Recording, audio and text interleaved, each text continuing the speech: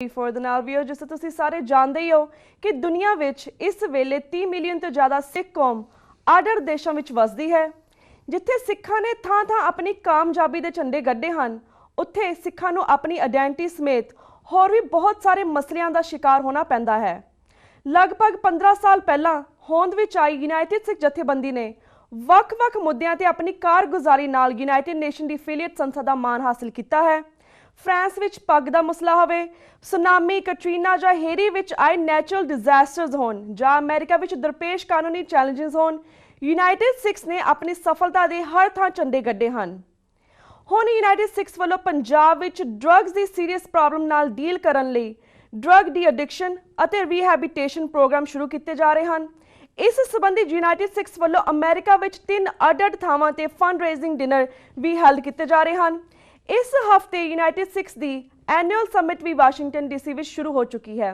Viewers, ਇਹਨਾਂ ਸਾਰੇ ਮੁੱਦਿਆਂ ਤੇ ਅੱਜ ਅਸੀਂ ਗੱਲਬਾਤ ਕਰਾਂਗੇ। ਤਾਂ ਸਾਡੇ ਨਾਲ ਸਟੂਡੀਓ ਵਿੱਚ ਸ਼ਾਮਲ ਹਨ ਯੂਨਾਈਟਿਡ ਸਿੱਖਸ ਦੇ ਡਾਇਰੈਕਟਰ ਸਰਦਾਰ ਜਤਿੰਦਰ ਸਿੰਘ ਜੀ। ਆਓ ਅਸੀਂ ਇਹਨਾਂ ਨਾਲ ਆਪਣੇ ਸਵਾਲਾਂ ਦਾ ਸਿਲਸਿਲਾ ਸ਼ੁਰੂ ਕਰਦੇ ਹਾਂ। ਜੀ ਜਤਿੰਦਰ ਸਿੰਘ ਜੀ, ਵਾਹਿਗੁਰੂ ਜੀ ਕਾ ਖਾਲਸਾ, ਵਾਹਿਗੁਰੂ ਜੀ ਕੀ ਫਤਿਹ।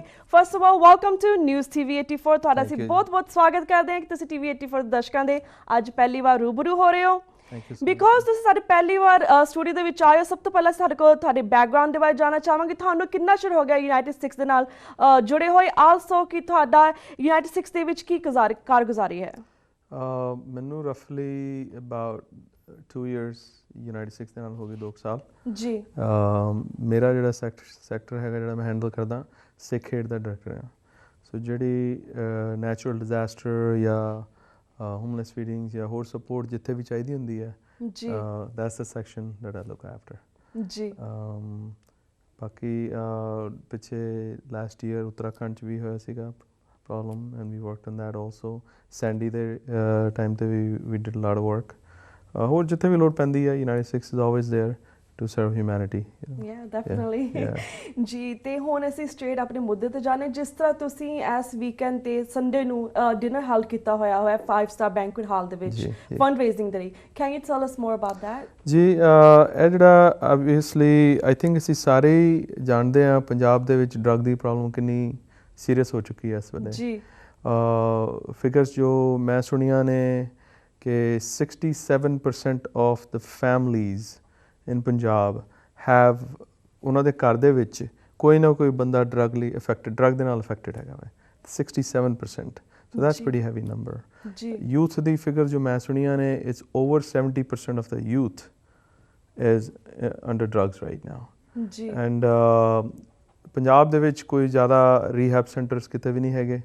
ਉਹਨਾਂ ਨੂੰ ਮਦਦ ਕਰਨ ਲਈ ਇਸ ਬਹੁਤ ਔਖਾ ਕੰਮ ਹੈ, ਬਟ ਗੁਰੂ ਮਹਾਰਾਜ ਦੀ ਬਖਸ਼ਿਸ਼ ਨਾਲ ਕੰਮ ਸ਼ੁਰੂ ਹੋਇਆ ਵੇ। ਇੱਕ ਸਿੰਘ ਹੈਗੇ ਨੇ ਮਲੇਸ਼ੀਆ ਦੇ, ਉਹਨਾਂ ਨੇ ਹਸਪੀਟਲ ਬਣਾਇਆ ਸੀਗਾ 2006 ਦੇ ਵਿੱਚ, 3 ਕਰੋੜ ਦੀ ਲਾਗਤ ਨਾਲ ਬਣਿਆ ਸੀਗਾ। ਉਹ ਉਹਨਾਂ ਨੇ ਹਸਪੀਟਲ ਡੋਨੇਟ ਕਰ ਦਿੱਤਾ ਇਸ ਕਾਜ਼ ਵਾਸਤੇ। ਮਹਾ ਸਿੰਘ ਗਿੱਲ ਆਈ ਥਿੰਕ ਉਹਨਾਂ ਦਾ ਨਾਮ ਹੈਗਾ, ਇਫ ਆਮ ਨਾਟ ਮਿਸਟੇਕਨ। ਅਤੇ ਉਹ ਹਸਪੀਟਲ ਨੂੰ ਅਸੀਂ ਪੂਰਾ as a drug rehab centre convert ਕਰ ਦਿੱਤਾ ਬੇਸਿਕਲੀ। ਉੱਥੇ ਉਹਨਾਂ ਦਾ ਇਲਾਜ ਕੀਤਾ ਜਾਂਦਾ। ਉਹਨਾਂ ਨੂੰ ਉਸ ਤੋਂ ਬਾਅਦ ਸਾਰਾ ਇੱਕ ਮੈਡੀਕਲ ਇਕੁਇਪਮੈਂਟ ਵੀ ਉੱਥੇ ਹੈਗਾ। ਇਲਾਜ ਤੋਂ ਇਲਾਵਾ ਰੀਹੈਬ ਸੈਂਟਰ ਹੈਗਾ। ਰੀਹੈਬ ਸੈਂਟਰ ਤੋਂ ਇਲਾਵਾ ਸਾਡੀ ਕੋਸ਼ਿਸ਼ ਹੈਗੀ ਹੈ, ਜਿਹੜੇ ਬੰਦੇ ਡਰੱਗ 'ਚੋਂ ਬਾਹਰ ਨਿਕਲ ਰਹੇ ਨੇ, ਵੇਅਰ ਡੂ ਦੇ ਗੋ, ਉਹਨਾਂ ਨੂੰ ਜੌਬ ਪਲੇਸਮੈਂਟ, ਉਹਨਾਂ ਦੀ ਲਾਈਫ ਇੱਕ ਸਟ੍ਰੇਟ ਲਾਈਨ 'ਤੇ ਤੁਰ ਪਵੇ। ਉਹਨੂੰ ਬਾਅਦ 'ਚ ਵੀ ਸਪੋਰਟ ਚਾਹੀਦੀ ਹੁੰਦੀ ਹੈ। ਇਹ ਨਹੀਂ ਕਹਿ ਸਕਦੇ ਡਰੱਗ ਬੰਦ ਹੋ ਗਈ ਹੁਣ ਤੁਸੀਂ ਜਾਓ ਜੀ ਫਿਰ ਦੁਬਾਰਾ। Obviously somebody has to have an outlet ਕਿ ਆਪਣੀ ਲਾਈਫ ਕਿੱਥੇ ਸੈਟਲ ਕਰਨੀ ਹੈ, ਕਿਸੇ ਇੱਕ ਸਾਈਕਲ ਦੇ ਵਿੱਚ ਚੱਲਣੀ ਹੈ, ਨੈਕਸਟ ਸਾਈਕਲ ਦੇ ਵਿੱਚ। ਐਂਡ ਉਹਨਾਂ 'ਚ ਕਾਫੀ ਵੋਲੰਟੀਅਰਸ ਵਾਪਸ ਆ ਕੇ ਸੇਵਾ ਵੀ ਕਰਦੇ ਨੇ। ਸੋ ਇਹ ਪ੍ਰੋਗਰਾਮ ਬੜਾ ਅੱਛਾ ਸ਼ੁਰੂ ਹੋਇਆ ਜੀ। ਐਂਡ ਇਸ ਸੰਗਤ ਦੀ ਮਦਦ ਨਾਲ ਚੱਲ ਰਿਹਾ। ਅਤੇ ਜਿਹੜਾ ਫੰਡ ਰੇਜ਼ਿੰਗ ਇਵੈਂਟ ਕਰਦੇ ਪਏ ਅਸੀਂ, ਸੈਟਰਡੇ ਨੂੰ ਵਾਸ਼ਿੰਗਟਨ DC ਦੇ ਵਿੱਚ ਹੋਣਾ ਹਾਂਜੀ, ਅਤੇ ਸੰਡੇ ਨੂੰ ਇੱਥੇ ਨਿਊਯਾਰਕ ਸਿਟੀ 5 ਸਟਾਰ ਬੈਂਕੁਏਟ ਹਾਲ ਦੇ ਵਿੱਚ ਹੋ ਰਿਹਾ ਜੀ। ਅਤੇ ਸਾਡੀ ਰਿਕੁਐਸਟ ਹੈਗੀ ਹੈ ਕਿ ਸਾਰੇ ਹੁਮ ਆ ਕੇ ਪਹੁੰਚੋ, ਆਪਣਾ ਸੇਵਾ ਦੇ ਵਿੱਚ ਹਿੱਸਾ ਪਾਓ।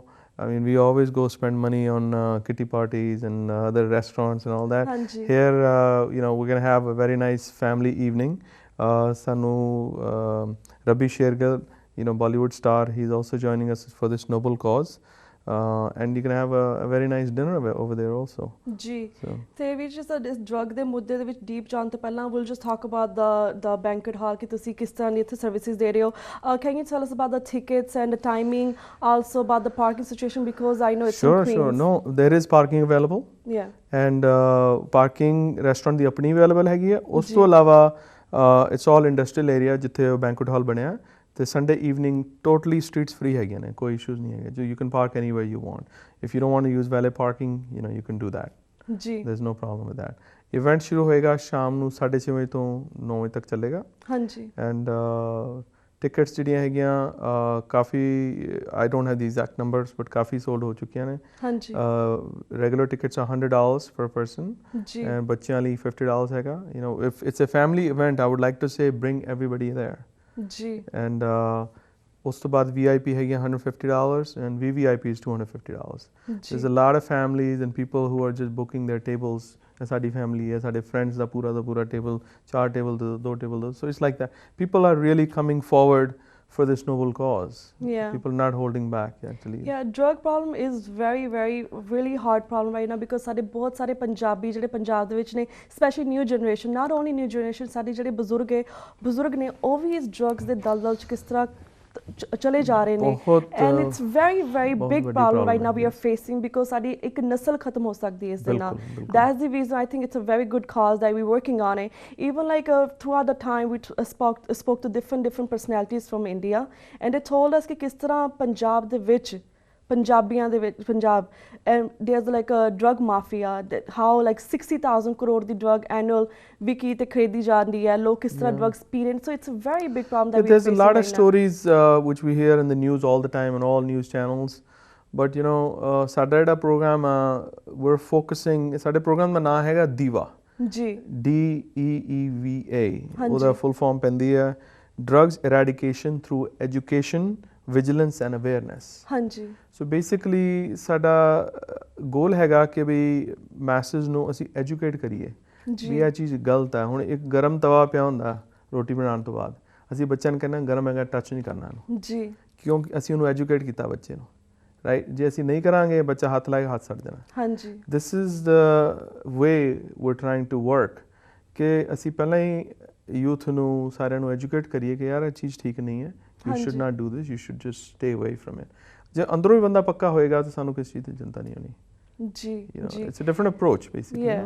So ਜਿਸ ਤਰ੍ਹਾਂ like ਤੁਸੀਂ 3 program held ਕੀਤੇ ਨੇ. One is in Washington DC, one is in New York right now, and third is in California.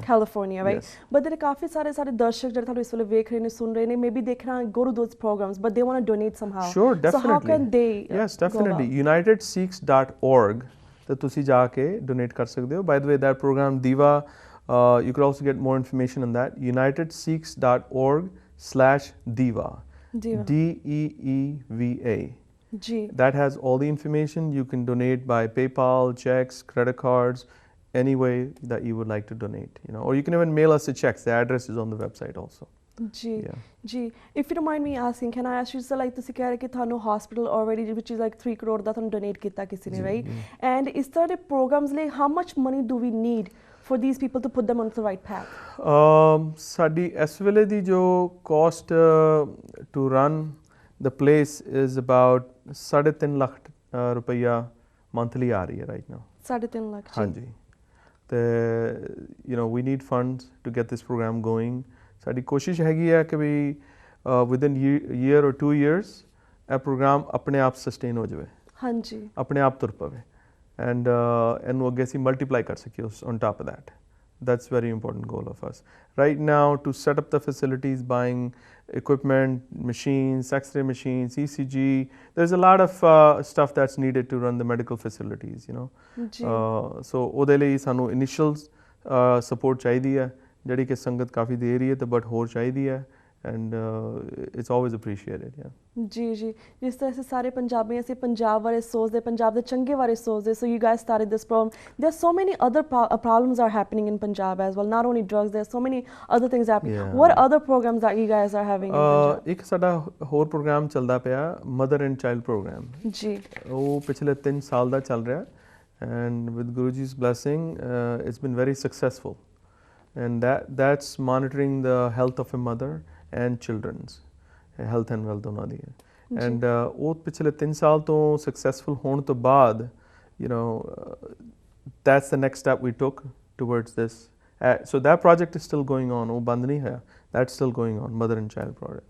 ਤੇ ਇਹ ਜਿਹੜਾ project ਹੈਗਾ this is ਤਮੋਟ village ਹੈਗਾ ਪੰਜਾਬ ਦੇ ਵਿੱਚ ਲੁਧਿਆਣੇ ਦੇ ਨੇੜੇ ਜੀ this is covering about I think 15 ਕੁ ਪਿੰਡ ਆਸ-ਪਾਸ ਦੇ ਕਵਰ ਕਰ ਰਿਹਾ about 40,000 people ਦੀ population ਜਿਹੜੀ ਹੈਗੀ ਹੈ that's gonna cover ਜੀ ਤੇ besides rehab center ਸਾਡੀ ਕੋਸ਼ਿਸ਼ ਹੈਗੀ ਹੈ ਕਿ recreational activities ਵੀ ਸ਼ੁਰੂ ਕੀਤੀਆਂ ਜਾਣ youth ਵਾਸਤੇ to keep the youth busy with activities not so you don't have time to think on the negative directions. Yeah, but like there's so many ਕਿਉਂਕਿ ਪੰਜਾਬ ਦੇ ਵਿੱਚ ਇਸ drugs ਦੀ ਇੰਨੀ problem ਹੈ there's so many other rehabilitation programs in Punjab and there are also so many hospitals even Punjab ਸਰਕਾਰ ਵੀ ਕਹਿ ਰਹੀ ਹੈ ਕਿ ਅਸੀਂ ਆ ਕਰ ਰਹੇ ਹਾਂ ਉਹ ਕਰ ਰਹੇ ਹਾਂ what makes you think this is going to be a different and people's actually going to support and come ਦੇਖੋ ਸਾਡਾ ਇੱਥੇ focus ਹੈਗਾ drug rehab center. Yeah, this is known for that. We want it to be known for that. ਜੇ ਕਿਸੇ ਨੂੰ drug ਦੀ problem ਹੈਗੀ ਹੈ ਉਹ ਪੇਰੈਂਟਸ ਆਪਣੇ ਬੱਚੇ ਨੂੰ ਲੈ ਕੇ ਆਉਣ ਉੱਥੇ ਜਾਂ ਜਿਹਨੂੰ ਵੀ ਹੈਗੀ ਪ੍ਰੋਬਲਮ ਐਂਡ ਵੀ ਆਰ ਸਪੈਸ਼ਲਾਈਜ਼ਿੰਗ ਇਨ ਦਿਸ ਦੇਖੋ ਹਸਪੀਟਲ ਤਾਂ ਬਥੇਰੇ ਹੁੰਦੇ ਨੇ ਸਭ ਜਗ੍ਹਾ ਹੁੰਦੇ ਨੇ ER ਸੈਂਟਰ ਬਥੇਰੇ ਹੁੰਦੇ ਨੇ right but then when there is a specialised centre ਉਹਦੀ ਆਪਣੀ ਵੈਲਿਊ ਹੁੰਦੀ ਹੈ ਉੱਥੇ ਇਲਾਜ ਡਿਫਰੈਂਟ ਤਰੀਕੇ ਨਾਲ ਕੀਤਾ ਜਾਂਦਾ again treating initial treatment on top of that follow up ਉਸ ਤੋਂ ਬਾਅਦ ਜੀ it's there are different phases ਜਿਹੜੇ ਚੱਲਦੇ ਨੇ ਇਹਦੇ ਵਿੱਚ so that's what we're focusing on. Ji. And the one other program that you mentioned, mother and child program, right? Can you give us a little bit more detail about that program as well? Minute details ਮੇਰੇ ਕੋਲ ਨਹੀਂ ਹੈਗੀਆਂ but I know it's been running. Again, the full details are on the website also, unitedsikhs.org. It will have more details. But it's mostly focusing on ਬੱਚਿਆਂ ਦੀ health ਦੇ ਉੱਤੇ ਉਹਨਾਂ ਦੀ nutritious ਉਹਨਾਂ ਨੂੰ ਪ੍ਰੋਪਰ ਡਾਈਟ ਮਿਲ ਰਹੀ ਹੈ ਨਹੀਂ ਮਿਲ ਰਹੀ ਹੈ and mother the nutrition also ਕਾਫੀ ਵਾਰੀ ਅਸੀਂ ਬੱਚਿਆਂ ਵੱਲ ਧਿਆਨ ਦੇਈ ਜਾਂਦੇ ਹਾਂ ਅਤੇ ਬਾਕੀਆਂ ਵੱਲ ਧਿਆਨ ਦਿੰਦੇ ਹਾਂ ਮਦਰ ਵੱਲ ਧਿਆਨ ਕੋਈ ਨਹੀਂ ਦਿੰਦਾ ਜੀ and mother is the backbone of the house so it's very important to monitor the health of the mother and the children together. So that program is focused basically on that. Ji. And let's come back to our event, fundraising event. Just ਆਪਾਂ ਕਰ ਰਹੇ ਹਾਂ 5 star ਦੇ ਵਿੱਚ Sunday ਨੂੰ and you said it's going to start at 6:30, right? 6:30, yeah. And I heard there's going to be a Bollywood singer in that. Yes. Rabbi Shergill, I'm sure everybody knows him. Bulla ki jana main kaun ho de. Ji. He's a very nice singer, very well known all over the world. He was kind enough to help us out with this project. Ji. And he's going to be here in Washington DC also on Saturday. Hanji. And Sunday. There's a lot of people who are really looking forward to see him live and listen to his singings also. I'm also one of his biggest fan too. Yeah, me too, definitely. Yeah. Okay, actually ਵੀਰ ਜੀ the thing is right now ਵਕਤ ਹੋ ਗਿਆ ਇੱਕ ਛੋਟੇ ਜਿਹੇ break ਦਾ break ਤੋਂ ਬਾਅਦ ਵੀ ਤੁਹਾਨੂੰ ਸਵਾਲਾਂ ਸਿਲਸਿਲਾ ਇਸੇ ਤਰ੍ਹਾਂ ਜਾਰੀ ਰੱਖਾਂਗੇ ਸਾਨੂੰ ਇਸੇ ਤਰ੍ਹਾਂ ਬਣੇ ਰਹੋ viewers ਵਕਤ ਹੋ ਗਿਆ ਇੱਕ ਛੋਟੇ ਜਿਹੇ break the keep watching News TV 84 we'll be right back after a short break.